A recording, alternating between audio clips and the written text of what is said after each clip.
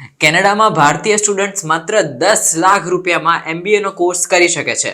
જી હા, આવી ઘણી બધી કોલેજો કેનેડામાં છે જ્યાં ઓછી ફીમાં તમે MBA નો અભ્યાસ કરી શકશો. સમગ્ર વિશ્વમાં મેનેજમેન્ટ માટેનો સૌથી લોકપ્રિય અગર કોર્સ હોય તો એ છે master of business and administration એટલે કે MBA નો કોર્સ. આ કોર્સ લગભગ દરેક દેશમાં શીખવવામાં આવે છે. જો કે ભારતીયો એવા દેશમાં MBA નો અભ્યાસ કરવા માંગે છે જ્યાં તેમને નોકરીની પુષ્કળ તકો મળે છે.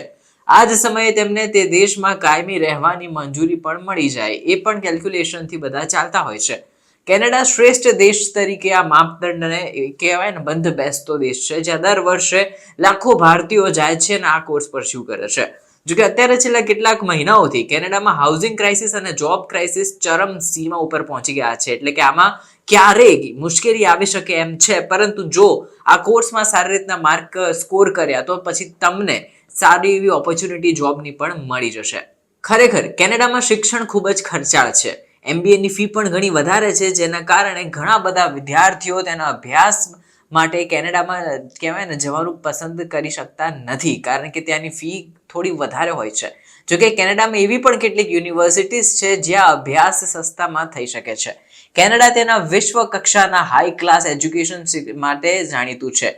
વિદ્યાર્થીઓને અહીંની યુનિવર્સિટીઓમાં સંશોધનની સારી એવી સુવિધા પણ મળે છે અને આવી સ્થિતિમાં જો આપણે MBA નો અભ્યાસ કેનેડામાં કરવો હોય તો કઈ કઈ કોલેજો બેસ્ટ રહેશે એના ઉપર નજર કરીએ. એલ્બર્ટા સ્કૂલ ઓફ બિઝનેસ એટલે કે એલ્બર્ટા સ્કૂલ ઓફ બિઝનેસમાં જો કેનેડામાં તમારે અભ્યાસ કરવો હોય તો MBA નો અભ્યાસ સૌથી બેસ્ટ થઈ શકે છે. આ કેનેડાની એક one of the best topmost યુનિવર્સિટીમાંથી એક છે. અહીં MBAમાં તમે case study, lectures, practical, mentorship અને ઇન્ડસ્ટ્રી પ્રોજેક્ટ શીખવાની સાથે સાથે ત્યાં પ્રેક્ટિકલ અનુભવો મેળવવાની તક પણ મેળવી શકશો. અહીં MBA માટે એક વર્ષની ફી લગભગ 5 લાખ રૂપિયા આસપાસ રહે છે. બીજી છે પ્રિન્સ એડવર્ડ આઇલેન્ડ યુનિવર્સિટી. અહીં MBA નો અભ્યાસ કરવો એ ભારતીય વિદ્યાર્થીઓ માટે ઘણો સારો એવો એક્સપોઝર સમાન છે. આનું એક કારણ એ છે કે અહીં તેમને માત્ર 6 લાખ રૂપિયાની વાર્ષિક ફીમાં MBA કરવાની તક મળી જાય છે. આ જ સમયે એડવર્ડ આઇલેન્ડ ઉપર રહેવાની કિંમત કેનેડાના અન્ય ભાગો કરતાં પણ ઓછી છે. એટલે જો એડવર્ડ આઇલેન્ડમાં તમને પ્રિન્સ એડવર્ડ યુનિવર્સિટીમાં તમને મળી ગયું એડમિશન તો સમજી લો કોસ્ટ ઓફ લિવિંગ ઓછી અને શાંતિથી રહેવા કરવાની સાથે અભ્યાસ પણ કરી શકશો. હવે વિલફ્રીડ યુનિવર્સિટી એમાં 2 MBA ના જે કહેવાય ને અલગ અલગ પ્રકારોના કોર્સ એ લોકો માન્યતા ધરાવે છે અને એ શીખવતા હોય છે. વિલફિલ્ડ ખાતે શીખવવામાં આવતા અભ્યાસક્રમો કેનેડામાં PhD કરવા ઈચ્છતા વિદ્યાર્થીઓ માટે એકદમ પરફેક્ટ છે. આ યુનિવર્સિટીઓમાં MBA માટે તમારે 8 લાખ રૂપિયાની ફી ચૂકવવાની રહેશે.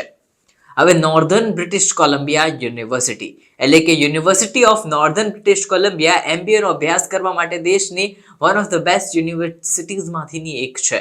અહીંની સ્કૂલ ઓફ બિઝનેસમાં વિદ્યાર્થીઓને અદ્યતન સંશોધન કૌશલ્યો સાથે ફાઇનાન્સ તથા HR જેવા વિષયોમાં વિશેષતા પ્રાપ્ત કરવાની પણ તક મળે છે. અહીં એક વર્ષની ટ્યુશન ફી લગભગ 9 લાખ રૂપિયા આસપાસ છે.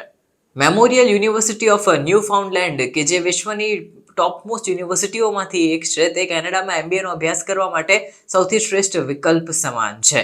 અહીં ભણતા મોટા ભાગના વિદ્યાર્થીઓ પાર્ટ ટાઈમ MBA કરી રહ્યા છે અને તેમને કોર્સ પૂરો કરવા માટે 8 વર્ષ સુધીનો સમય પણ આપવામાં આવે છે.